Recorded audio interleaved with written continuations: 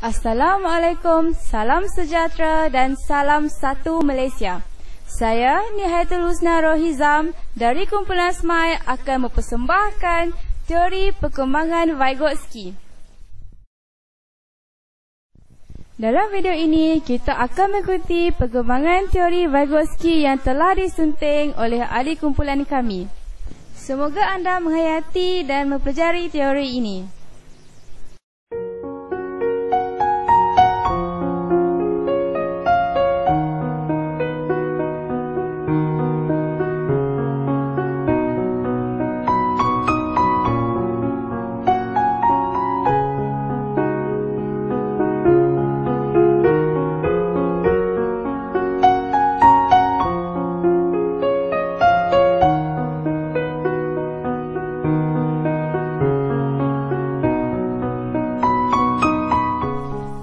Salam sejahtera, saya Patricia Dennis, pelajar Universiti Pendidikan Sultan Idris dalam jurusan Diploma Pendidikan Awal Kanak-Kanak. Saya akan mengulas tentang teori Lev-Vygotsky. Sebelum saya mengulas dengan lebih lanjut lagi tentang teori Lev-Vygotsky, terlebih dahulu saya ingin menceritakan latar belakang Vygotsky. Nama sebenar Lev-Vygotsky adalah Lev Semenovich Vygotsky. Beliau dilahirkan pada tahun 1896 dan meninggal dunia pada tahun 1934. Beliau merupakan seorang psikologi berbangsa Rusia. Selain itu, beliau juga merupakan seorang guru dan sarjana sastra. Beliau telah menulis buku tentang pemikiran dan bahasa dan fikiran masyarakat. Teori ini mengemukakan 4 prinsip penting dalam pembelajaran, khususnya peringkat awal kanak-kanak, iaitu kanak-kanak membina pengetahuan dari konteks sosial ke konteks individu. Seterusnya, perkembangan tidak dapat dipisahkan daripada konteks sosial. Kemudian, zon perkembangan terhampir atau zone of proximal development, dan bahasa memainkan peranan penting dalam perkembangan.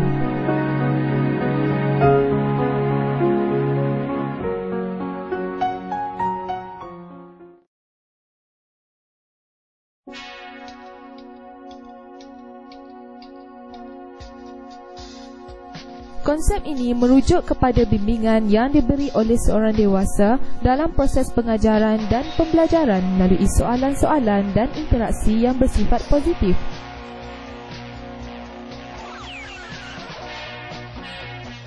Bimbingan diberikan kepada pelajar dalam mempelajari kemahiran baru, namun bimbingan yang diberi dikurangkan sehingga pelajar boleh menguasai sesuatu kemahiran.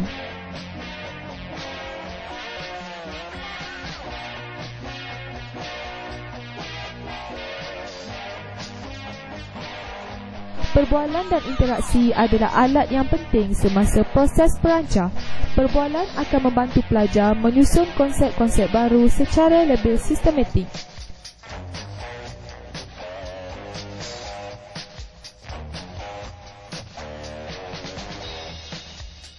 Secara khusus, Vygotsky mengemukakan bahawa di samping guru, rakan sebaya juga memberi pengaruh penting pada perkembangan kognitif anak berlawanan dengan pembelajaran lewat penemuan individu, kerja kelompok secara kooperatif yang mempercepat perkembangan kanak-kanak.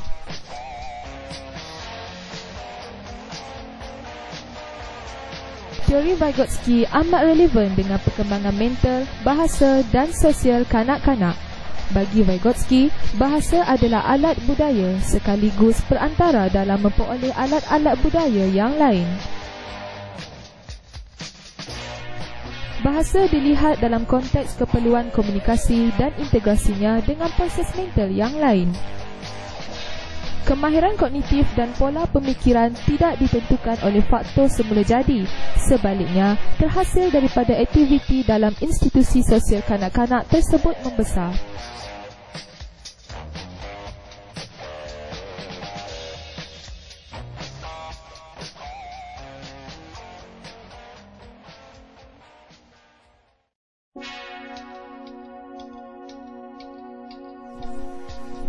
Zon perkembangan proksimal.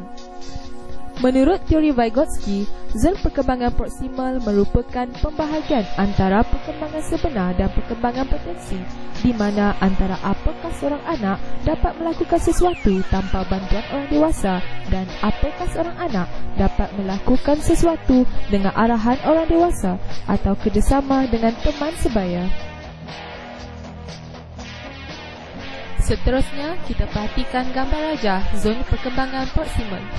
Had atas, peringkat kemahiran kanak-kanak yang boleh dicapai dengan bantuan individu yang lebih mahir.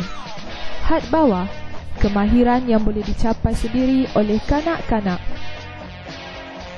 Mampu menyelesaikan masalah dengan bantuan pengetahuan yang lebih. Ini yang dimaksudkan kanak-kanak telah mencapai zon perkembangan proksimal. Implikasi zon perkembangan proksimal.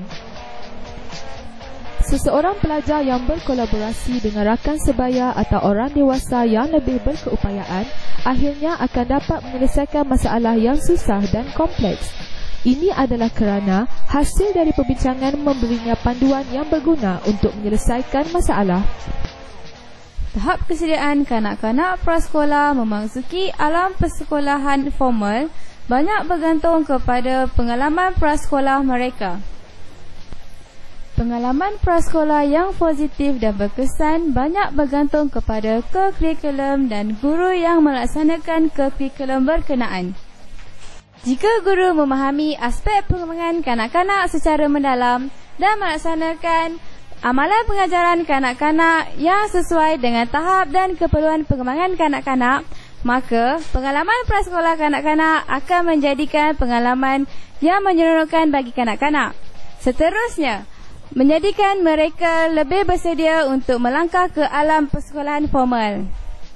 Sekian, terima kasih. Assalamualaikum dan salam satu Malaysia.